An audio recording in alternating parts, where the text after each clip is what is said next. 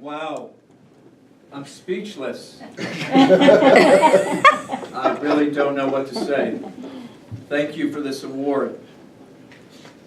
When I was growing up as a child in Parma, Ohio, in my elementary school times, in the 60s, growing up in the 60s, my mother, she would sit me down at the kitchen table, not dining room table, kitchen table, and she'd make me do my homework. And I was terrible at math. And she'd say, "You can do this." And I'd say, "No, it's just too hard. I can't do it." And I'd plow into it and I'd finish the assignment. And she would say to me, "You could do anything you want to do as long as you put your mind to it." And my mother was growing up in this white Anglo-Saxon democratic community in the 60s as a Catholic. She would say, "You are as good as the Kennedys. You are no better and you are no worse."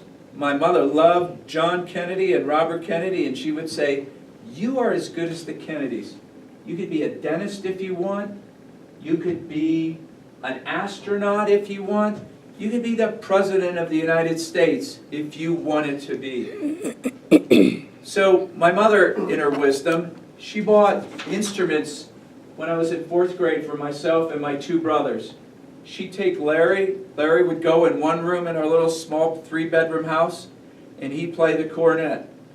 Georgie would go into the other room, and he'd have his saxophone, and I'd take my little clarinet, and I'd go off into the other room, and my mother would make us practice every day before we went out and played, except on Sundays. We know about Sundays with Catholics. And so we plow away, and we dedicate our time to being good musicians, and we fill the airs of Parma, Ohio with our melodies. Fast forward into time, it was the 80s, 1980, and I had graduated from Ohio State around in 1978, and I struggled for the next 7 years to get my roots in a job that I could stay for a period of time, and I bounced around from jobs to jobs, and it was around 1985, and I answered an ad in the LA Times, and Bob Rawls interviewed me, and he hired me.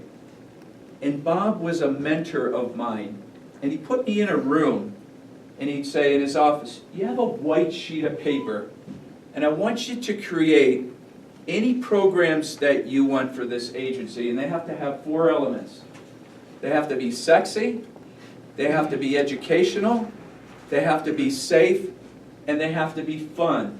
I didn't quite get the sexy part, but he'd say, "You're the doctor of fun, that's what you do for a living, so I know they're going to be fun." So I'd lock myself in my office, and I'd come back, and I created a program called Adventures in Learning, and I took blind kids to New Zealand.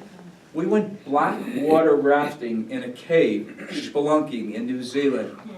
We stayed on a Maori tribe, and they had a sighted buddy that they lived for 3 days out of this 18-day trip with their sighted buddy and their family to learn cultural experience. Adventures in Learning. Took blind kids, dog sledding, inner city LA kids, to Minnesota, the boundary waters of Canada, dog sledding. How cool was that? In 2000, I moved on from the greatest job in the world and went to become the Assistant Executive Director for the United States Association of Blind Athletes in Colorado Springs. And in 2000, I was promoted to the Executive Director's position while I was the boss.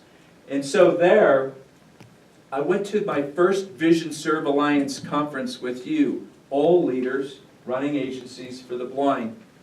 But after my first conference, I went back to my office and I thought, why am I spending these resources of our agency on, I should be spending it on our clients that we serve, the people that we serve.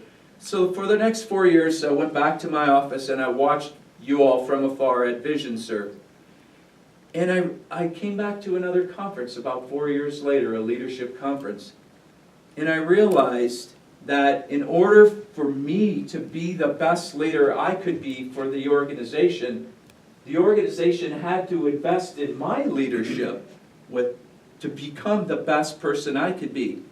So I learned from you, like Joe, who runs the New Hampshire for the Blind, where he has blind teens that are trying to figure out how they fit in because they can't get their driver's license. Or I learned from Mary T. at the Delta Gamma on how do you deal with a child who is blind at birth, and how do you deal with the mother and that family on how to have dynamic programs and services that you offer in St. Louis.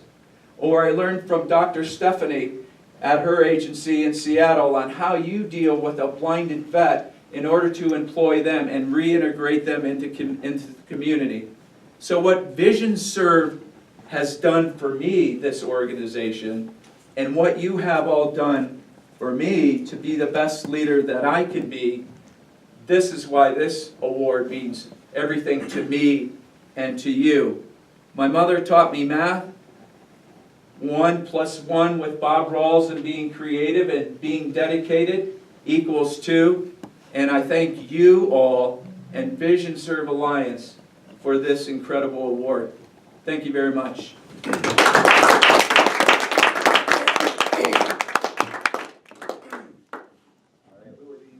On to table topics soon, Mary T. Oh, and the timers report, of course.